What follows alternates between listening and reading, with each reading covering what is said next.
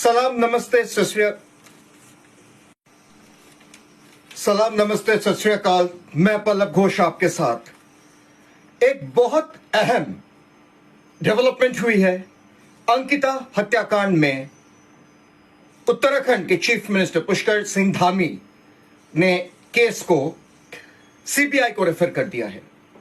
अब साहब इसको आप जन रोष कहिए या पब्लिक प्रोटेस्ट का असर कहिए, जो भी है, देखा जाए तो एक बहुत पॉजिटिव डेवलपमेंट इसको कह सकते हैं। जिन लोगों को इस केस के बारे में पता नहीं है उनको मैं इस केस के बारे में बाद में अवगत करवाता हूं, लेकिन उससे पहले चंद बातें इस डेवलपमेंट से जुड़े हुए।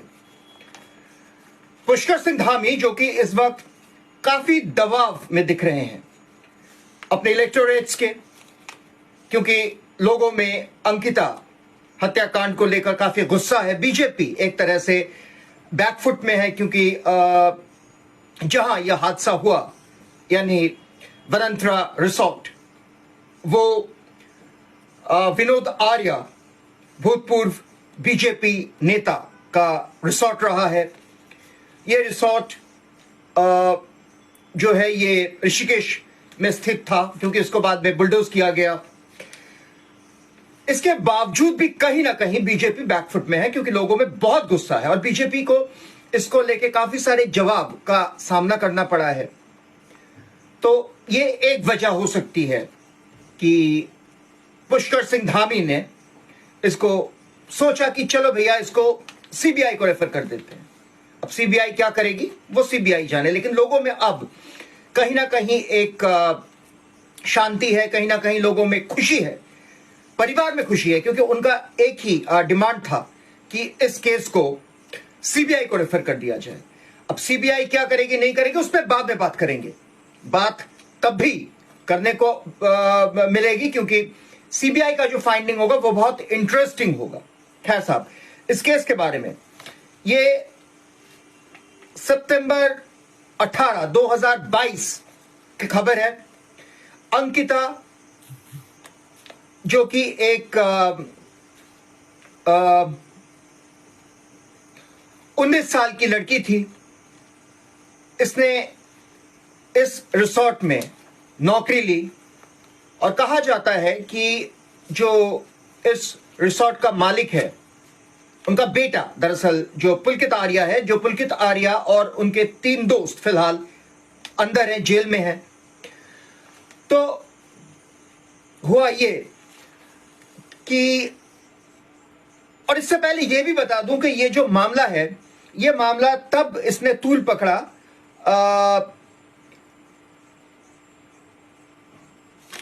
इस मामला ने तब तूल पकड़ा जब एक महिला ने इस मामले को सोशल मीडिया में डाला और उन्होंने इस चीज का दावा किया कि अंकिता की हत्या इसलिए की गई क्योंकि अंकिता ने पुलकित आर्या के कहने पर एक बहुत बड़े वीवीआईपी को पर्सनल सेटिस्फैक्शन, आप समझ सकते हैं इसका जो इशारा है वो किस तरफ है।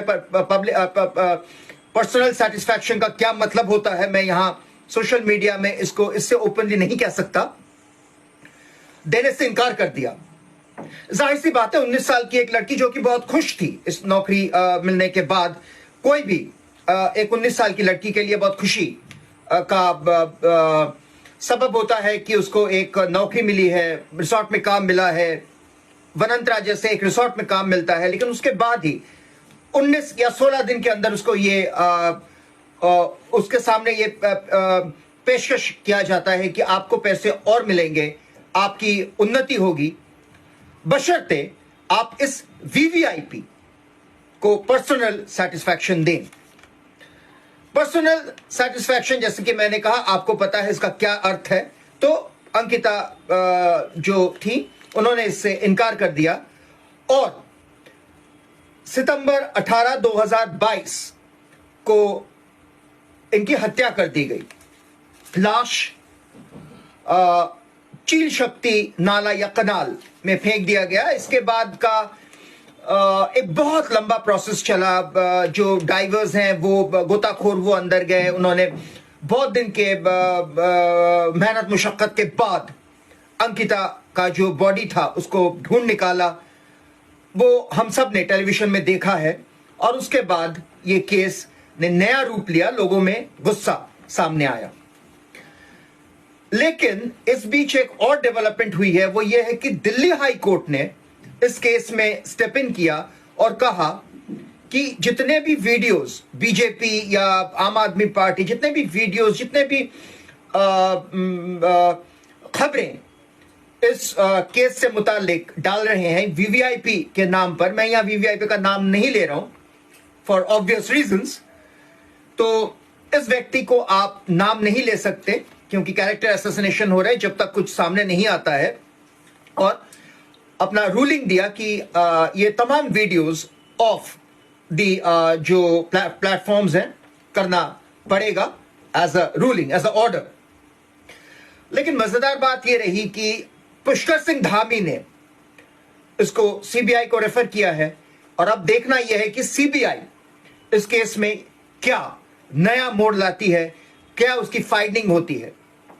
लेकिन एक बार फिर से मैं ये जरूर कहना चाहूंगा कि जनारोष से क्या होता है या मास प्रोटेस्ट का क्या फायदा होता है, ये आपके सामने है। जो केस बंद हो चुका था, पुलकित आर्या और उनके दोस्तों को जेल भेजने के बाद वो केस 2026 जनवरी में फिर से खोला जा रहा है और केस जा रही है सीबीआई को। इसलिए मैं हमेशा कहता हूं कि जब भी कोई ऐसा वाकया हो, कोई ऐसा हादसा हो, आपके साथ हो, किसी और के साथ हो, लेकिन सोशल मीडिया पर आप इसका प्रतिवाद करें, आप इसके विरोध में अपनी आवाज बुलंद करें, क्योंकि मोमबत्ती लेके घूमने से या प्लेकार्ड लेके घूमने से कुछ नहीं होगा। जरूरत यह है कि इन लोगों को, चाहे वो पॉलिटिकल हो, चाहे अपॉलिटिकल हो, चाहे सियासतदान के बेटे हो, चाहे सियासी लोग हो, जो भी हो, उनको यह आईना दिखाना बहुत जरूरी होता है। और यह आईना आप तभी दिखा सकते हैं साहब जब एकजुट होंगे। अगर आप एकजुट नहीं होते हैं तो आप बिखर जाएंगे, टूट जाएंगे, क्योंकि इनका जो वर्चस्व है, इनका जो पावर है, इनका जो अथॉरिटी है, वो इतना ज्यादा होता है कि ये आपको तोड़ देते हैं। इससे बचने के लिए एकजुट रहिए और जमकर मुकाबला करिए ऐसे स्थितियों का, ऐसे जब भी ऐसे वाकया होते हैं। मैं पल्लव घोष आपसे विदा चाहूंगा। देखते रहिए नॉनसेंस टॉक न्यूज।